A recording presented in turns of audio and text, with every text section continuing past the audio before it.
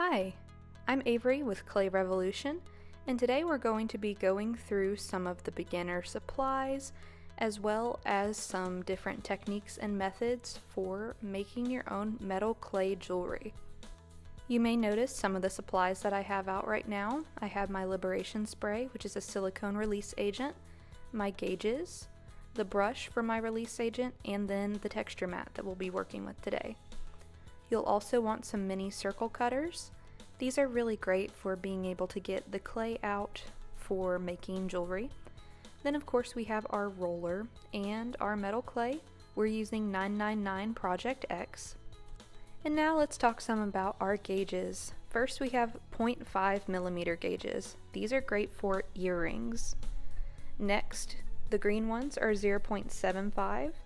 Between 0.75 and 1 millimeter are really good for making pendants. And you'll see the 1 millimeter right here. These ones are blue. The next one up will be our red gauges, which are 1.5 millimeter. And then lastly, we have pink gauges, which are 2 millimeter. Between 2 and 2.5 millimeters thick is the best size to do rings or bracelets. And you can stack these gauges, which makes them really great and multi-purposeful, so you can customize to whatever thickness that would suit your project best.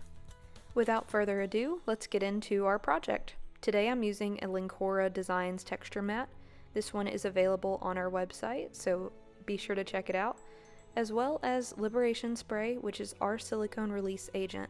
This helps make sure the clay just falls right off of your mat and you don't have to worry about it sticking. So what you're going to do is add some directly onto your brush and then just smooth it onto your texture mat, being careful to not get puddles of the silicone release agent, but more so just to fill it in, and you'll want to add a little bit more if it's your first time using your mat. After you finish filling in your mold, if there's any extra on your brush, you can add it to your roller, but you can also add it to your hands if you would like to. I'm going to be making some earrings today, so I'll be using my yellow gauges, but first I need to make sure I have an even work area, so that way the gauges are on a level surface. I just use some extra texture mats to do this. Then you'll want to line up your gauges so that way your piece is in between them and where your clay can roll on evenly with your roller, just like this. Next you're going to grab some of your silver clay. You're going to want to work your clay a little bit and knead it. So if you don't know how our clay works, it's different than other clays. We have a video on how to best use Project X up on our website or our YouTube, so feel free to check that out. But the first thing that we want to do with our Project X metal clay is knead it or work it. I like to do this with my roller, and what this does is it activates the binder's elasticity, resulting in a smoother texture clay. A lot of people mistake our clay as being dry whenever they first get it out of the bag, or it may feel harder than other clays that they've used before, but that's perfectly normal. Roll your clay until it's flush with the gauges, and then once that's accomplished, you can go ahead and clear your work area a little bit so that way you can get better access to pull your clay off of the texture mat. The best way to get the clay off of your texture mat is to pick it up and flip it upside down and grab a little corner, so that way gravity is helping do the work, and that can help prevent some tears. Once you get your clay out, we can put it on our little Teflon sheet and we can cut it with our fine awl.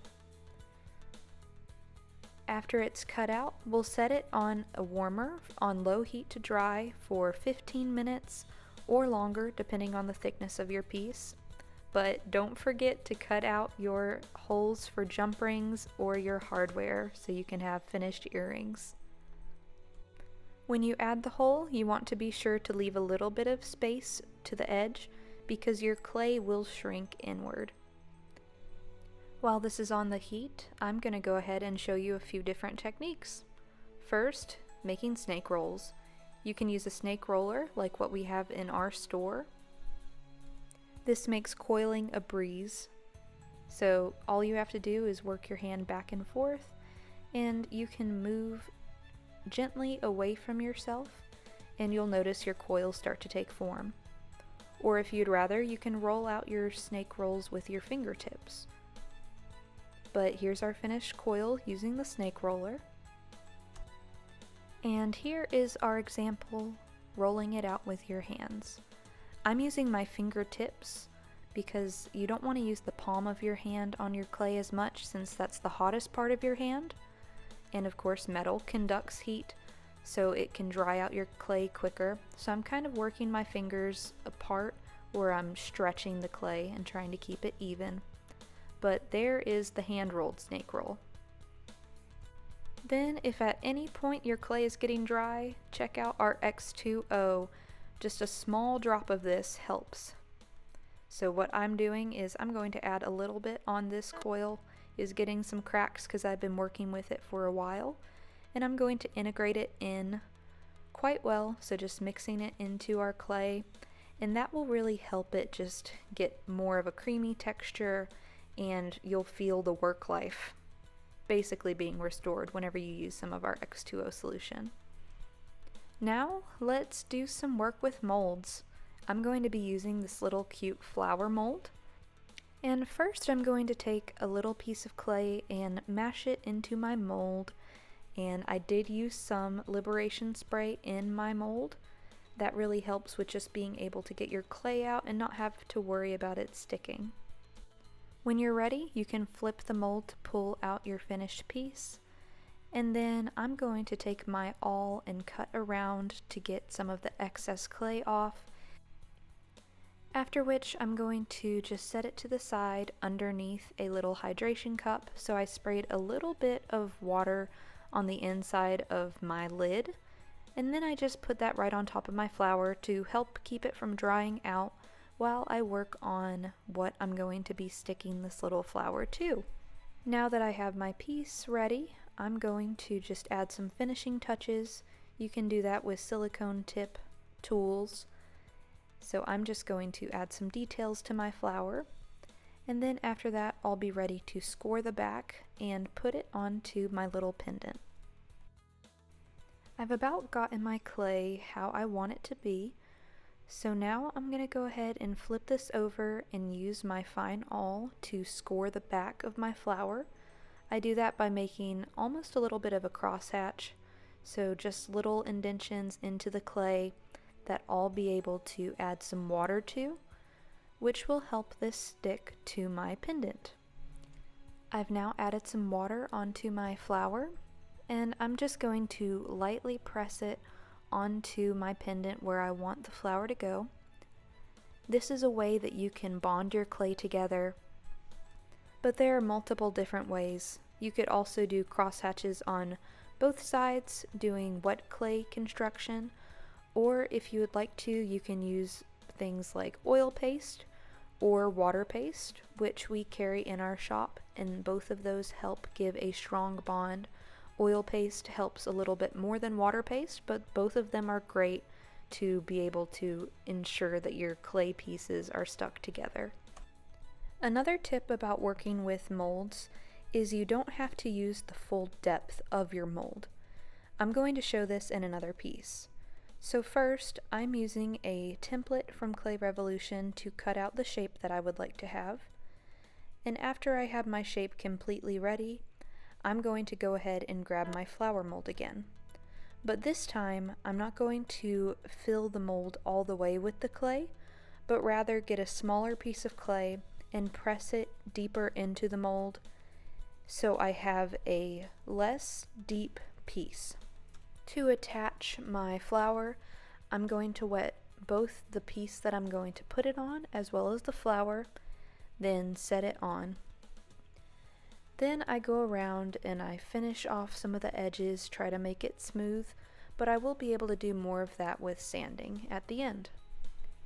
Here's another piece, just so you can see how thin you can make your pieces with clay.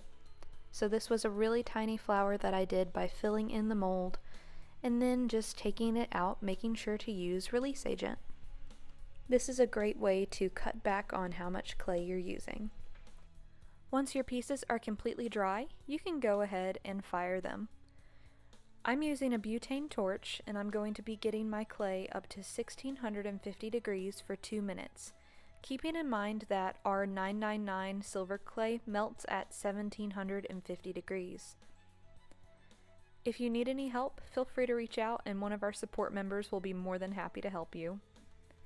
Whenever you're done, you can go ahead and quench and start the polishing process for your piece. The last thing we're going to be talking about are two different forms of polishing. One is more of a rough polish, which we'll be going over first. For this, we use a brass brush, as well as water, and then some soap.